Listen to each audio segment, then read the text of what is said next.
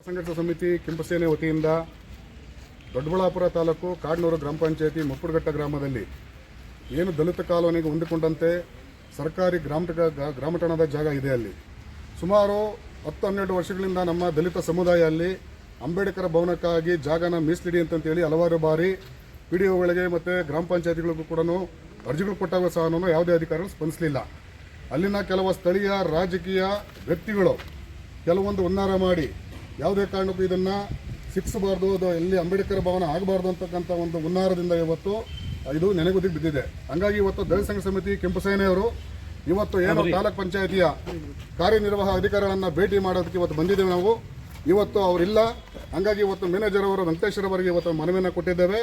ಏನೀಗ ಮನವಿ ಕೊಟ್ಟಿರ್ತಕ್ಕಂಥದ್ದು ಕೂಡಲೇ ಏನು ಮುಪ್ಪುಡಘಟ್ಟದ ಗ್ರಾಮದಲ್ಲಿ ದಲಿತ ಕಾಲೋನಿಗೆ ಹೊಂದಿಕೊಂಡಂತಹ ಗ್ರಾಮಠಾಣದ ಸರ್ಕಾರಿ ಜಾಗ ಅಂಬೇಡ್ಕರ್ ಸಮುದಾಯ ಭವನಕ್ಕೆ ಮೀಸಲಿಡಬೇಕು, ಕೂಡಲೇ ಇಡಲೇಬೇಕು.